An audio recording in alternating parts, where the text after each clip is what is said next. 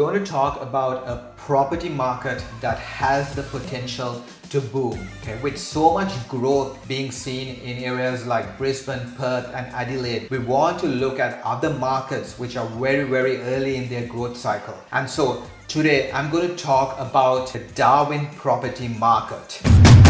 Today we're going to see what's happening in Darwin and why I think Darwin has the potential to boom in the next couple of years. For those of you who don't know me, my name is Jathu.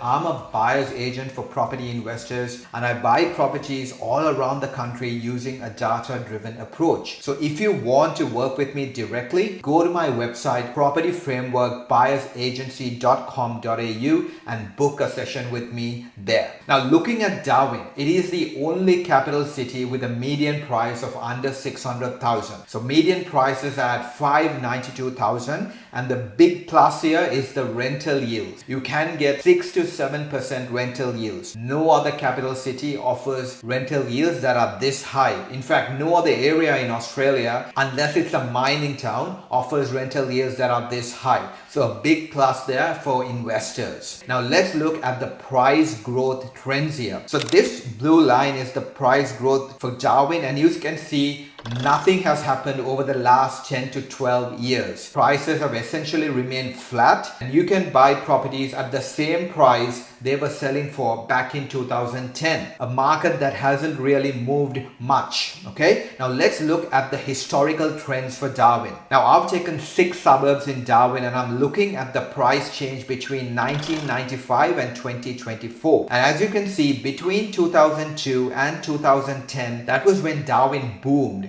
And when it boomed big. Prices tripled during this time frame and there was a lot of pressure in that Darwin market where prices were moving up rapidly. And then 2010 onwards, nothing really happened there, right? So this dip is just an anomaly. You can ignore that. Now Darwin, if you look at that area, it's split into basically 2 areas. You have a few suburbs around the CBD, which are the premium suburbs. And most of the people live in the north of Darwin CBD, where you have a cluster of suburbs there. So those suburbs, you can find properties between 500, 600, 700 in that range. And then you have the Palmerston region, which is the south of Darwin. And this is a satellite city of its own. It is a slightly more newer area, but you can still pick up properties, houses on big blocks of land between 400 to 500,000. Something you won't be able to do in other capital cities. So that's the introduction to Darwin. Let's look at what's happening with the Darwin economy and the property market next. So unemployment rates just around 3%. So it's excellent. It's as low as it can be and this is showing the very strong job market. The second chart here shows that employment has been increasing in Darwin since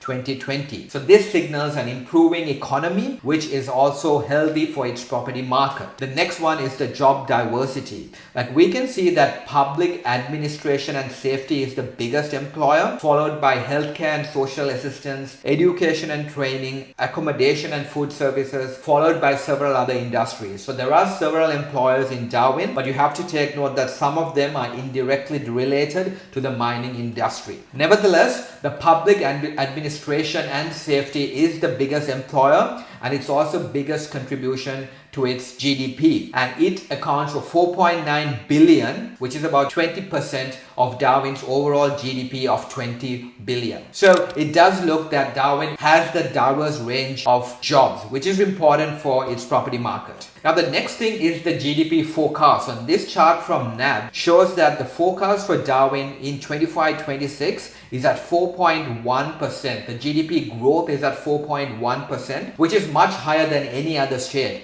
And the reason for that is the spending which is going to happen in the Northern Territory and around the Darwin region. We have defense spending for up to about $6 billion, which will create thousands of jobs. We have the Santos Barossa gas project, which is a $5 billion project and that would strengthen Darwin's role in the energy sector. We have the recent Charles Darwin campus upgrade, which was $250 million and that's going to attract skilled workers and students into that region. And finally, there is road and transport upgrades, which is about 4 billion, and this includes upgrades to major highways, bridges, roads, and it also includes the Darwin ship lift facility. So you can see a massive infrastructure spending is going to happen in Darwin, and that eventually will attract more and more people to that area to take up these jobs. One of the negatives in Darwin is the interstate migration trend. So this chart, which shows the net interstate migration into Darwin, shows negative growth as of March 2024.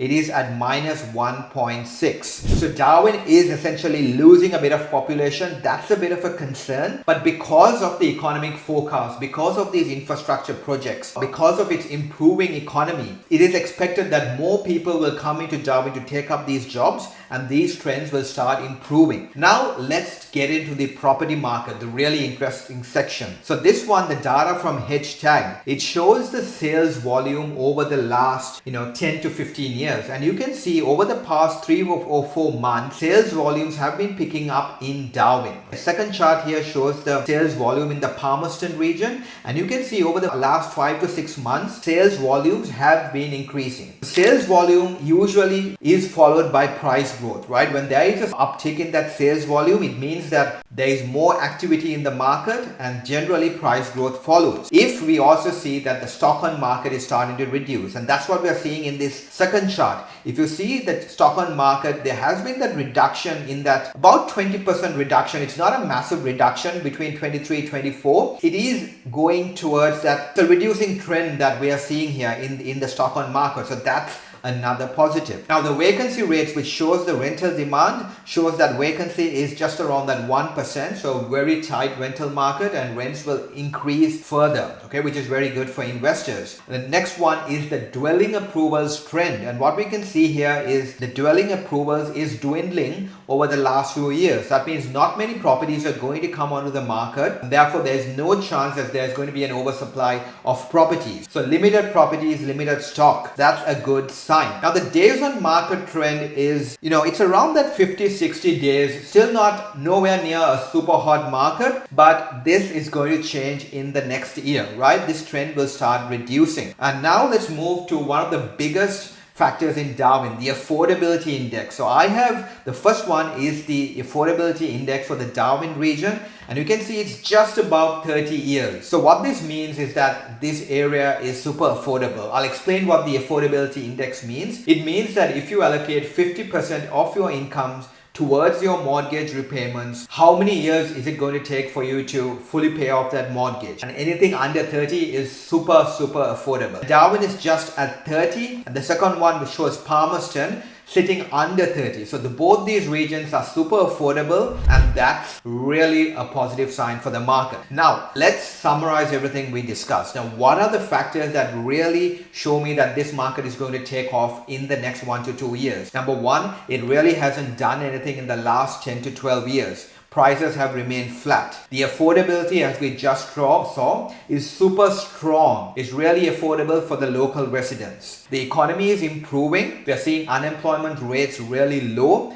and we have a steady pipeline of very big infrastructure projects coming into Darwin that will eventually transform its economy and the property market. And then when we go to the property market, we are seeing signs of reducing stock. We are seeing increasing sales volumes, and we are seeing tight vacancy rates. Very healthy signs that a market is about to pick up after being stagnant for a long period of time. So there are early signs that this market is going to take off. And then the last point I want to mention here, Darwin isn't for the faint-hearted. It isn't a long-term buy and hold. You can't just buy it and sit on it forever, right? It's a type of market where you have to buy, enter at the correct time, and exit at the correct time. So that becomes very important. That is the summary for Darwin. I think it's a really promising market for an investor. It has that risk element to it. Yes, it has been cyclical in the past. There is a risk element to it. But if you know how to enter and exit the market, then there's a lot of opportunity. You can make a lot of money in this market. That's all from me, guys. I hope you found this content useful. Please like and subscribe to the channel, and I'll see you in the next video.